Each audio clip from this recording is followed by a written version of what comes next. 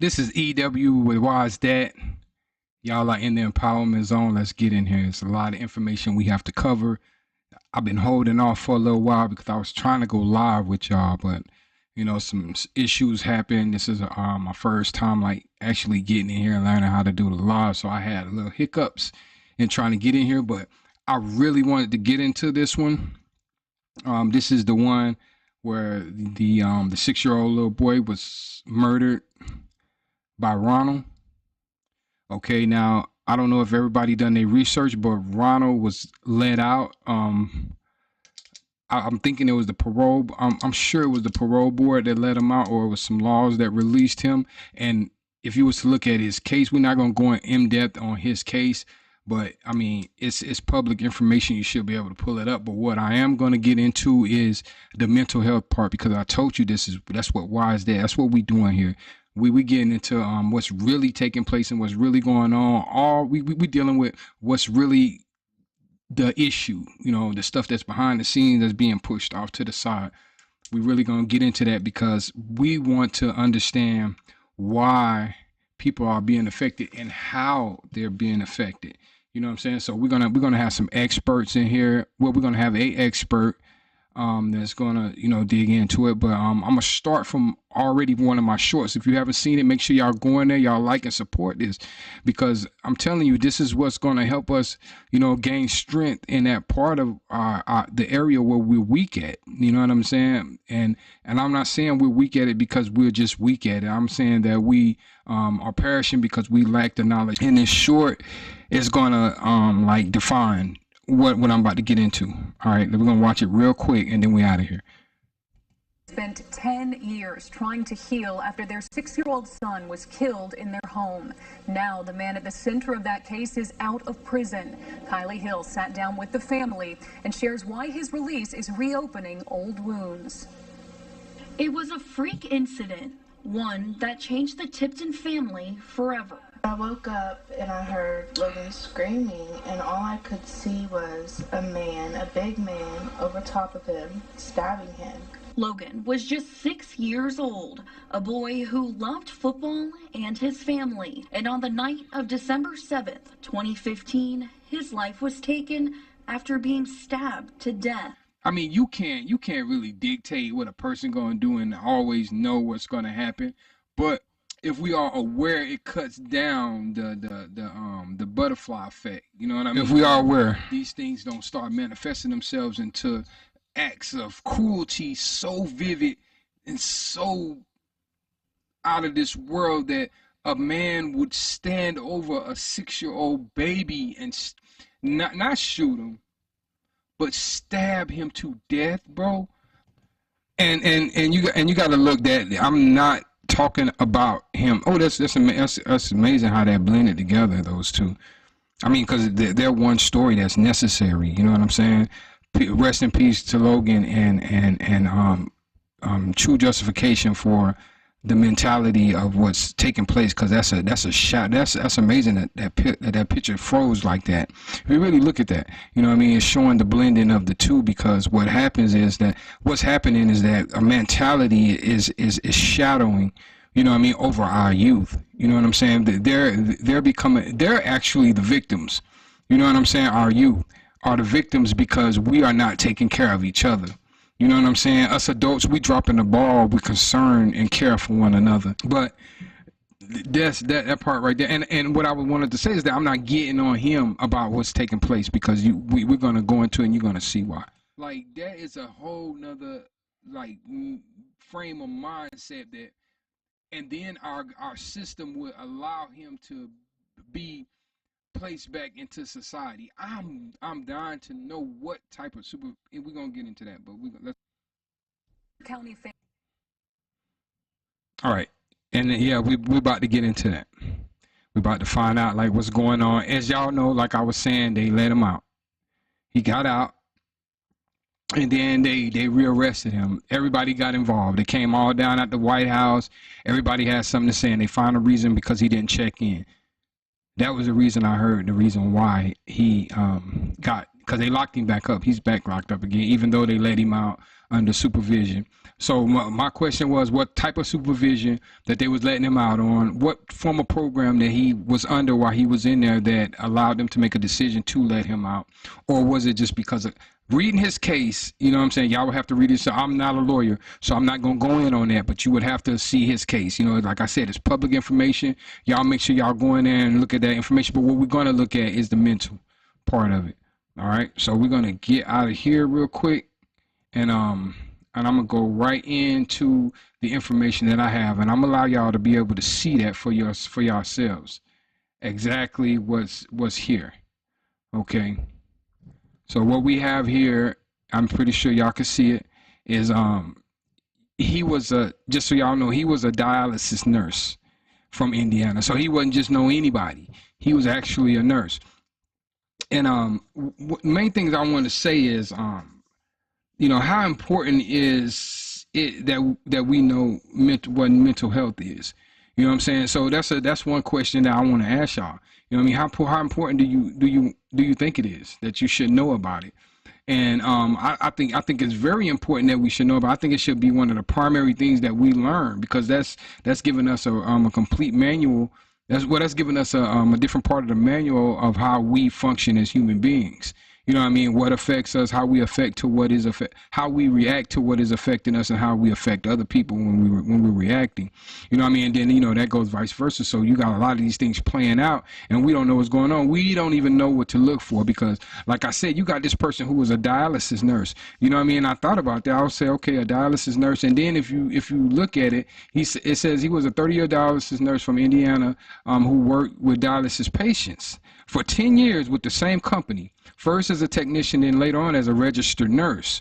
You know what I mean? So this is, you talking about 10 years doing something, and he wasn't just doing anything. He was a dialysis nurse that furthered his education. So I mean, he got deep into whatever it is to be a dialysis nurse, which I'm pretty sure is extensive. His coworkers and supervisors described him without exception as a exemplary, dependable, and trustworthy employee. He had no previous criminal convictions, though it was undisputed that he smoked marijuana regularly, and he had no documented history of mental illness. Okay, so that part right there, you know, is saying that he had no documented history of mental illness. You know what I mean? So that kind of like pushed him away from actually having a mental illness, or having some type of mental problem that was going on. We don't know. I don't know, but our education on identifying with these things would have, you know what I mean, shines a little bit more light on that, where we would have did that ourselves. We would have done an investigation, like you know what I mean, like, I don't know, I've been in a relationship for 20 years now, you know what I mean, I've raised kids, and I'm constantly being a counselor and a therapist all the time. You know what I'm saying? And I can see adjustments. I can see things happen. I can see, you know, when we're going through something, you know, it's like, hey, come on, we all need to have a talk. You know, you're different. You know what I'm saying? You're acting different. And that's what I think we don't do. I think that's what we need to do a little bit more of, is like, hey, you know what I mean? Let's have a sit down, you know, let's go. But we need the information too. We need the information to know what we're looking at. And that's why I think that is important, because a lot of times we don't, and we struggle trying to get the person who may be going through something to tell us what it is. You know what I'm saying? And you know, if we knew what it was, that wouldn't be a problem. You know what I'm saying? We'll say, okay, we know what you're going. I understand what it is, and I can see what it is. And then you have that intervention. You have that intervening party that could possibly, you know, shine light. Say, well, 2 or 3, you know, and then you have to have counsel with wisdom enough to be able to sit in between y'all and do the grand case, and all the time that will ever be mentioned is the mentioning of Solomon with the woman, where they cut her down, to cut the baby, and where he say, I cut the baby down the middle. That's what we need. We need a mediator. That's the word I was looking for, a mediator in times like this. But we need to be able to know what we're looking for. Okay, and they were saying that, you know, there was a series of events that led up to the tragic outcome of this case. It began to unfold in the first week. So it was a whole week before it led up to this incident that happened on the 6th, which is that Sunday.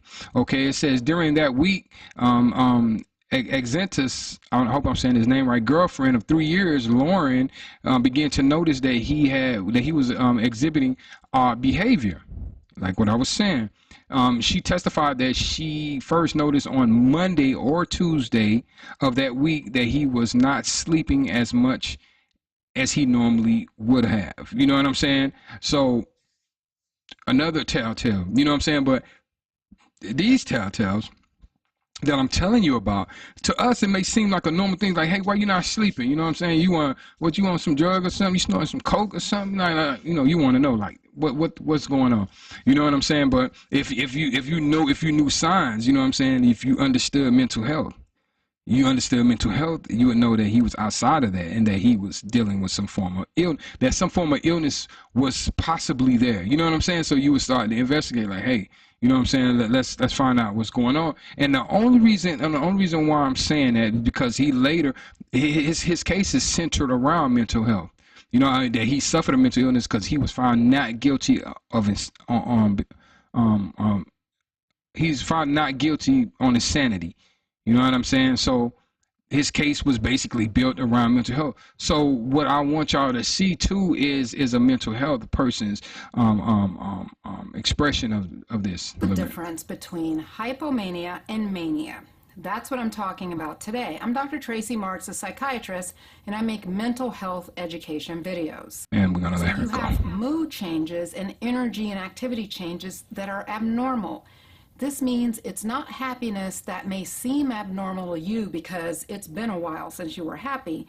We're talking about happiness or irritability that's way over the top, and people notice it and it looks abnormal. Now, yes, abnormal is a relative term, but probably the better way to think of it is it behavior that stands out in a negative way? Okay. What I wanted y'all to see is that, this was something out of the ordinary.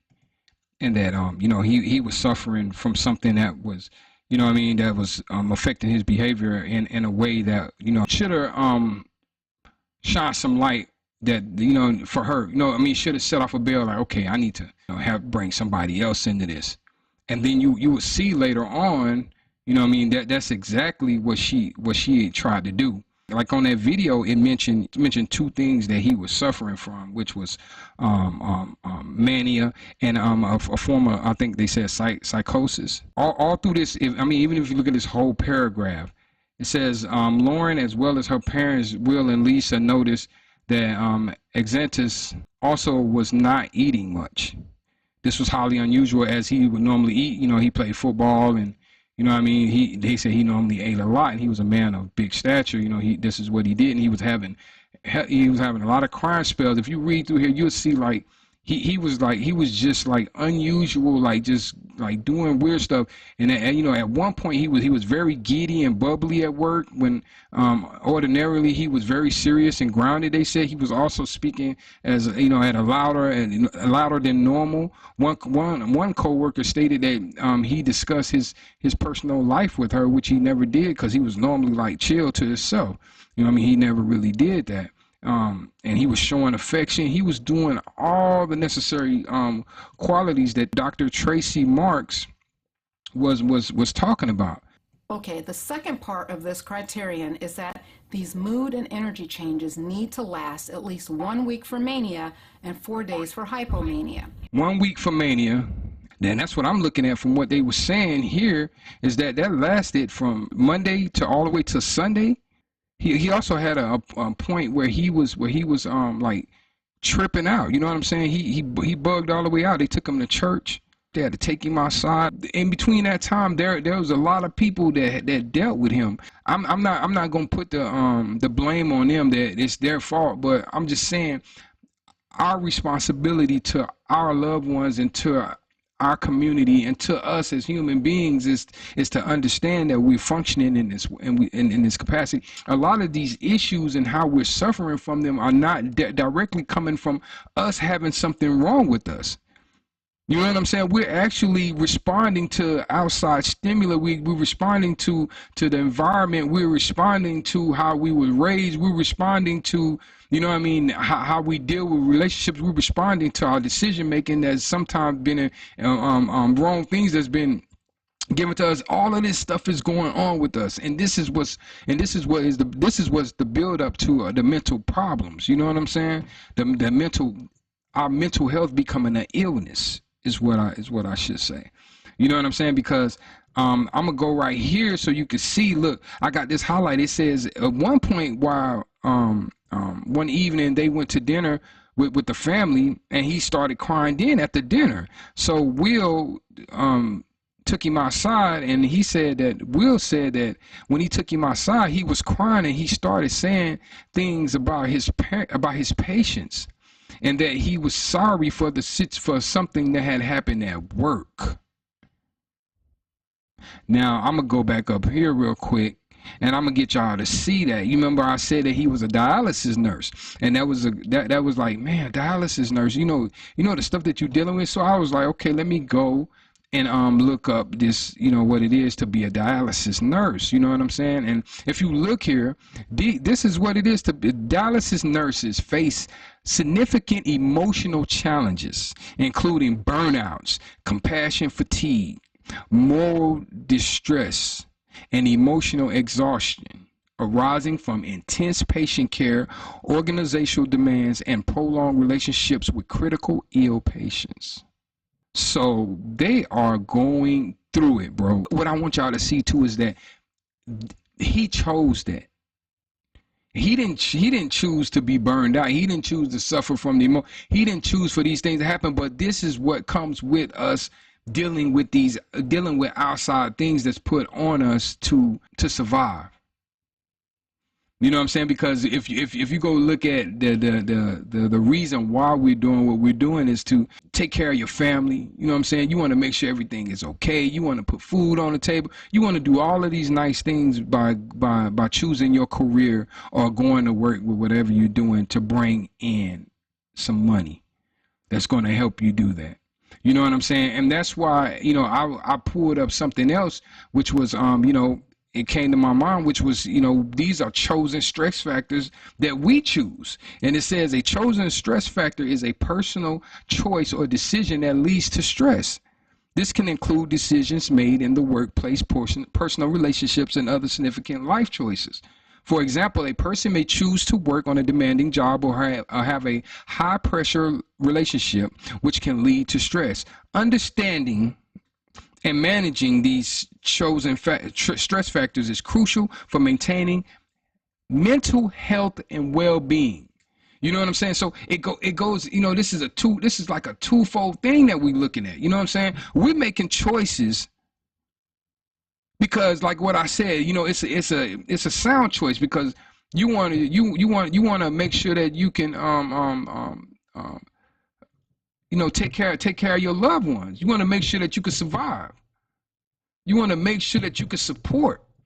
You know what I'm saying? But in doing that, you're taking on stress. And the level of stress that he chose to take on was like a whole nother level. You know what I'm saying? Because what he chose to take on was, to be a dialysis nurse. You got people dying there, because if you go back and look at what he said that he felt bad about something that happened at work.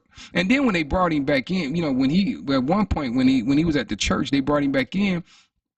He started saying like stuff like, he began pointing at people. Look right here, I got it highlighted. This is the court stuff. You know what I'm saying? This is record. You know what I'm saying? It's saying that he started pointing at people and saying that they were police officers and investigators. So something, he's feeling some type of I can't say what he's feeling. I'm just looking at it for what I'm seeing right here, he's saying that something happened at work that, that he's really sorry for. You know what I mean? He's taking on that as if he's doing something that maybe it's something that he didn't want to do, and he's under high pressure with dealing with that. He's having a breakdown because there was no one there. I'm trying my best not to point or make anybody feel guilty, but most of the time we are not there for each other. Simply, we are just not there. You know what I'm saying? And She's definitely gonna I'm gonna allow her to say Dr. Tracy Marks to say a little bit more on this so y'all can see exactly what it is. Cause and if you get a chance, go check her out.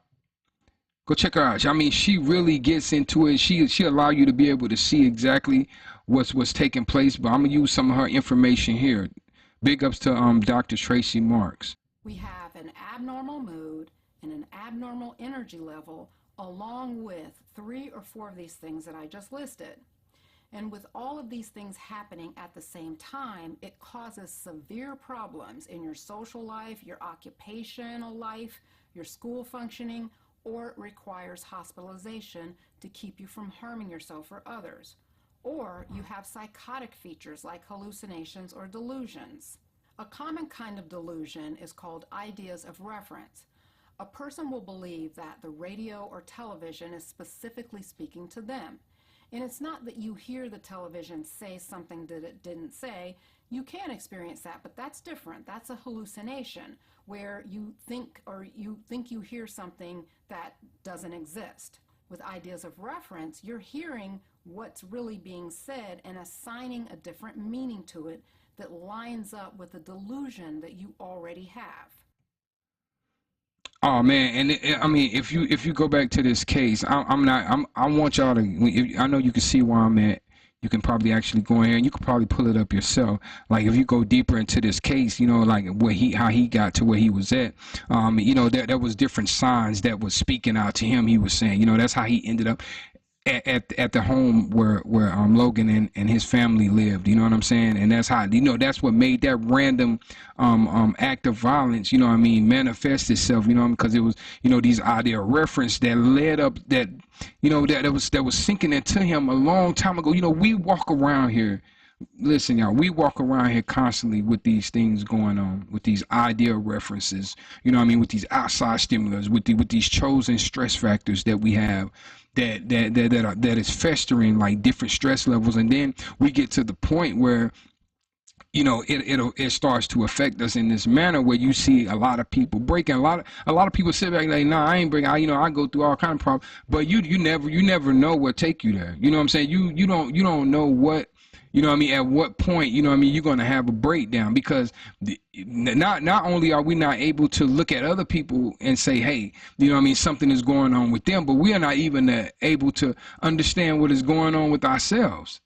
You know what I mean? Like I'm looking like constantly, you know, on the news, you can see like these it's in such a big uproar that we are taking it for granted. That people are breaking down. We have 28 days. We have 28 days later, right before our eyes, like literally. So I just wanted to dig in. I'm gonna cut this short because I just wanted to let y'all see and get in here real fast and see exactly what was happening. And the reason why I put it, like, why, you know, some people might be like, why did he pull up? Why did he have on there? Because the only reason I had Dr. Tracy Marks on there, because he was diagnosed with mania. You know what I'm saying? I'm gonna go right here to show y'all too. You know what I mean? If you go in there, look at her, I'm pretty sure y'all can see what she was saying on mania. Go back in there and look it up for yourself. It said a sole mental health expert to testify in this case was Dr. Kenneth Benedict, a clinical psychologist retained by the defense. He testified that in his expert opinion, Exenta suffered from a major mental illness marked by the presence of mania and psychosis. See? Mania and psychosis. He further opinioned that during the commission of these crimes, Exodus was legally insane. He could not provide a concrete diagnosis, but believed Exodus was suffering from either schizophrenia, schizoaffective disorder, bipolar disorder with psychosis, or a major depressive disorder with psychosis. You know what I mean? And if you go in here, you check, man, y'all make sure y'all go in there. And I love to look at her stuff. You know what I'm saying? Like, she really gets in there and she really allow you to be able to understand it. She does a great job, Dr. Tracy Marks, and that's why I'm using her right now. But she explains in detail exactly what was taking place, and it kind of touched me, because I'm like, man, you know what I'm saying? Like, you can have somebody that is going through that, and I'm not taking anything away from him for what he did to Logan. Rest in peace, Logan. I gotta emphasize that, because I don't want people to be like, oh, he taking this. I'm not taking nobody's side. I'm taking the side of what's right and what's present for us and what we could change, what we could stop from happening, because that would mean to me that Logan didn't die in vain. You know what I mean? Because you know what's going to happen. There's going to be many other different Logans. There's going to be other children that's going to suffer by the hands of adults who when they do act out on these mental health illnesses, when they do act out on these mental illnesses, not mental health illness, but when they act out on these mental illnesses, they are going to attack the most vulnerable thing around them, that's not going to have the ability to defend themselves away from them when they do come out, because they say at some points they come, and that's why his case is going through what it's going through right now. It's so shaky because they charged him with murder. He was found not guilty of murdering the little boy because they said he was insane, but he was charged with other multiple charges of assault on the other one, because they saying that he was showing signs that at one point he was crazy, and then at another point he wasn't crazy, and then he was going. They said he was going in and out. So they were saying he was guilty but mentally ill. You know what I'm saying? And if you look at it, it was like this is something that we've never, this case now before us is nothing if not difficult. To that, Dr. Bennett testified that it was his opinion that Exodus was legally insane during the commission of his crime, and noted that the presence of both psychosis and mania in particular. That goes back to the fact why I was allowing Dr. Tracy to using her information in this video so y'all can see. But the fact that they found him not guilty on the murder of him, it's like, dang, why they should have found, even I was like, what's going on? Like, how they let somebody out like that on that's mentally ill? And I still stand on, like, not just letting, just letting somebody out like that. You know what I'm saying? Like, because they locked him up because they said he didn't check in. Like, how do you not be on him knowing that he, every minute of what he's doing should have been documented? Like, his supervision should have been that tight. You know what I'm saying? If you know that he's suffering from a mental illness. So a lot of stuff is like fishy. It's fishy, but the responsibility is in our hands. And I'm gonna close it up with this. Make sure y'all like and subscribe, man. Y'all give life to this channel so I can keep giving this information. If you don't want to do the research, I'm gonna do it for you. This is where you're gonna find it, man. This is EW with Wise Dat, man, and y'all are in the empowerment zone. Peace.